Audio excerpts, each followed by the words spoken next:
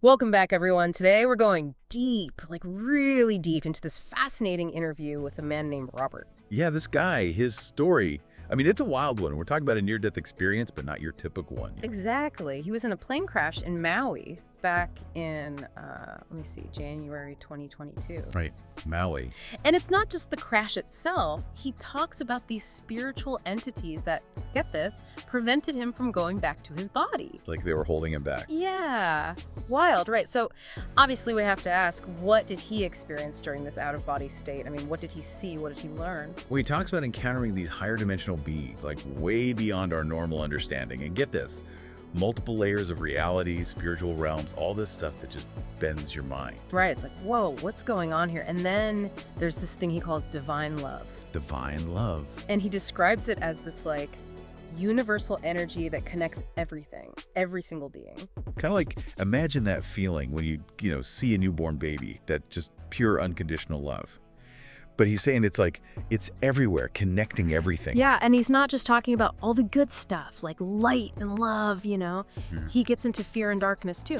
But here's the twist. He doesn't see them as, like, totally negative forces. Interesting. Yeah. He says fear, it's like this binding energy, it keeps us trapped. And darkness, well, he sees it as a different kind of light, just on a spectrum that we can't really grasp. So not bad, just different. Exactly. And, he gets really deep into how we need to, like, master our fear and our ego, that part of us that makes us feel separate from everyone else. And he's saying, like, by facing those dark parts of ourselves, we can actually break free from suffering. Yeah. And that's how we tap into that divine love he keeps talking about. It's like, instead of running from the darkness, we got to learn from it, embrace it. It's all part of the whole, I mean, that's a pretty powerful idea right there.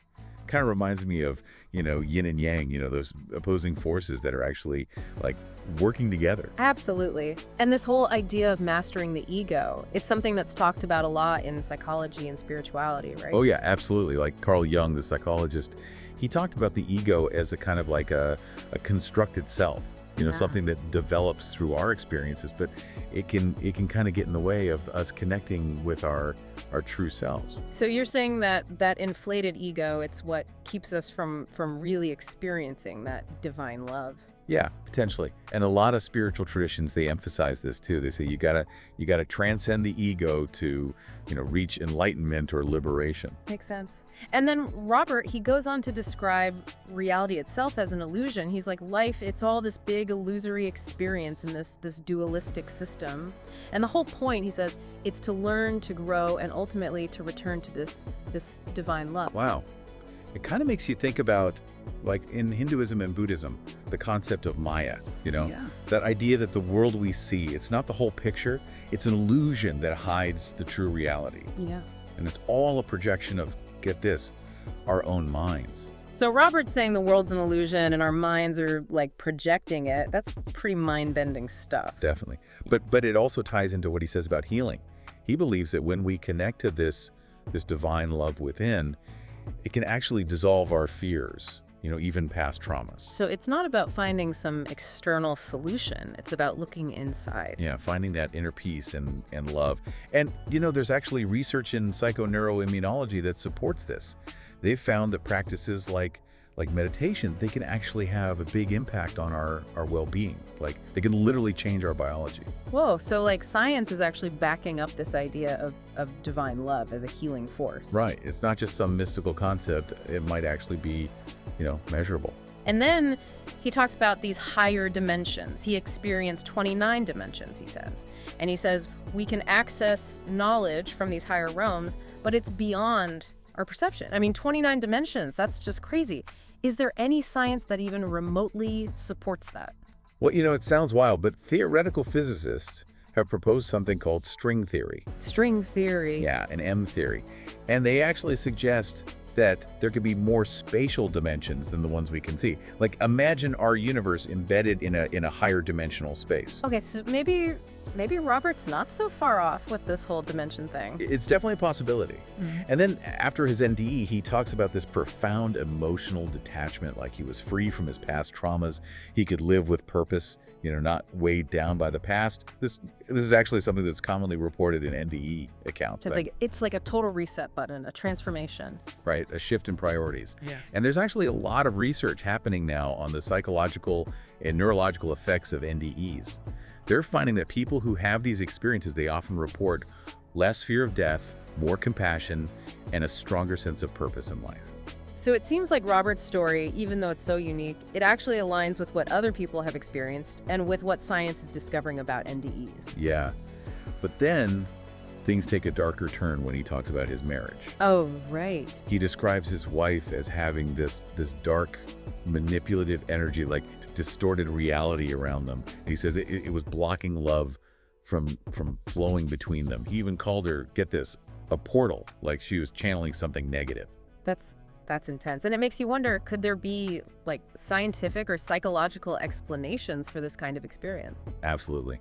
And that's where we're going to go next. We're going to dive into the world of the paranormal and look at what science has to say about it all. This is where it gets really interesting. So let's dive into that science. All right, let's do it. Okay, so human energy fields. Robert felt this like dark energy clinging to his wife. Oh. So what do we actually know about these fields, scientifically speaking? Well, you mentioned bioenergetics before. What exactly is that? Yeah, so bioenergetics, it's basically the study of how energy flows in living systems, like how organisms use energy, transform it, cellular respiration, metabolism, all that good stuff. Just like the energy we get from food. Right, but it also looks at more subtle energies that might be impacting our well-being. Okay, so not just the calories and stuff. Exactly. There's this German biophysicist, Dr. Fritz Albert Popp. He was studying these things called biophotons. Bio what? Biophotons. They're like these ultra-weak light emissions coming from living cells. Whoa, so we're literally glowing.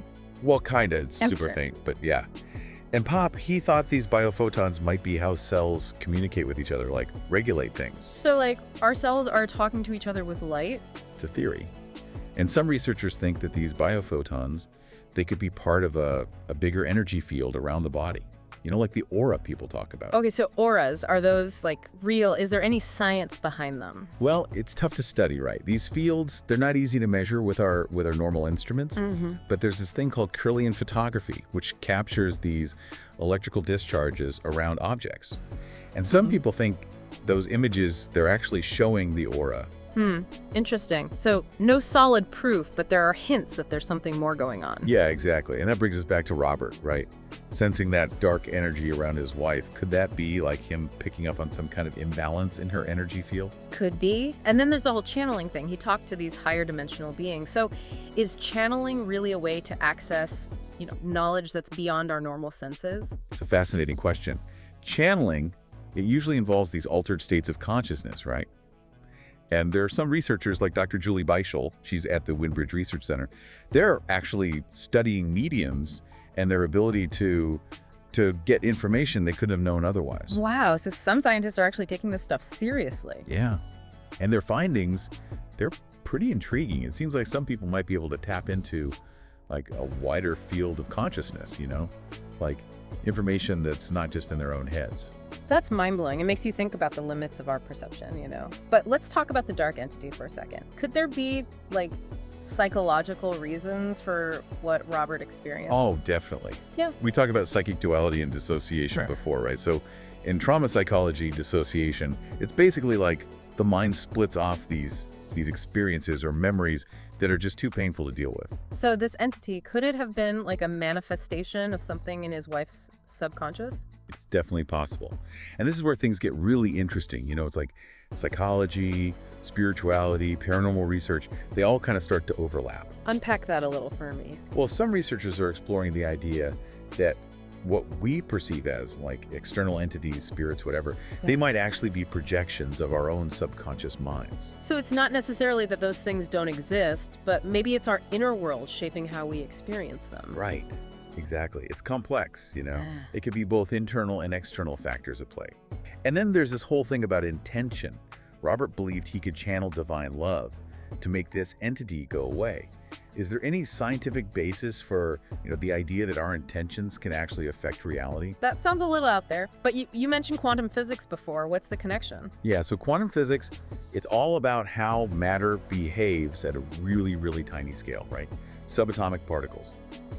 And they found that the act of observing, even intending something, it can actually influence the outcome of these experiments. So, like, our thoughts can literally affect reality. Well, it's a mind-blowing idea, Yeah. right? And we don't have all the answers yet. Yeah. But research in things like psychokinesis, the ability to move objects with your mind, it suggests that consciousness might have a bigger role than we realize. This is all so fascinating. It's a lot to wrap your head around. I'm curious, have you ever had any personal experiences that, kind of make you lean towards one explanation or another? That's a great question. For me personally, I've always been fascinated by the idea that, our minds could actually influence things, but I try to stay grounded, be skeptical. I don't know if I've personally experienced anything that really points to, other realms or beings or anything like that, but Yeah. I have had moments where I felt this strong intuition, or like I've sensed something, some kind of energy that I couldn't explain. And it does make you wonder if there's more to the world than we realize.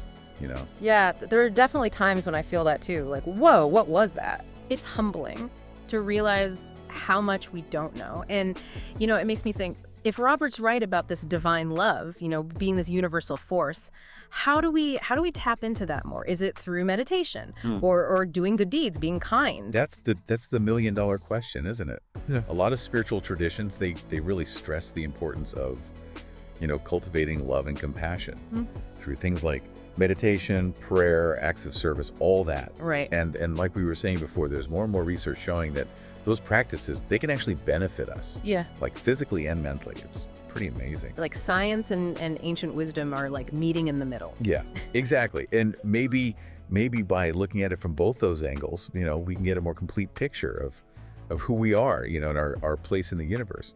Robert's experience, it's unique, but it touches on these themes that we see everywhere throughout history. The search for meaning, wanting connection, and that desire to break free from our limitations. Yeah, his story, it's really about hope too, isn't it? Like, even when things are really dark, really tough, we can still heal, still grow, still change. Absolutely. And I think that's a message we all need to hear, especially these days. Maybe by being open to the unknown, embracing that sense of wonder, of curiosity, we can open ourselves up to new possibilities, Yeah, discover a deeper truth, something beyond what we think we know. I love that. Well, this has been an incredible deep dive, and we've barely scratched the surface, I think. If our listeners want to keep exploring these ideas, where would you point them? Well, I'd say check out the work of researchers in consciousness studies, parapsychology, transpersonal psychology, that sort of thing. Organizations like the Institute of Noetic Sciences, the Windbridge Research Center, they're doing some really fascinating work. And there are tons of books and articles out there that really get into the science behind all of this. Great, thanks for those suggestions. And I think at the end of the day, the most important thing is to keep an open mind, question what we think we know. I completely agree. Curiosity, that's the key. Who knows what we might discover when we really start exploring the mysteries of consciousness, reality, Yeah. the human spirit, all of it. It's an amazing journey to be on. It really is. Well, thank you so much for joining me on this deep dive. This has been a truly enlightening conversation. The pleasure was all mine. And to everyone listening, keep exploring, keep asking questions, and keep searching for that truth that resonates within you.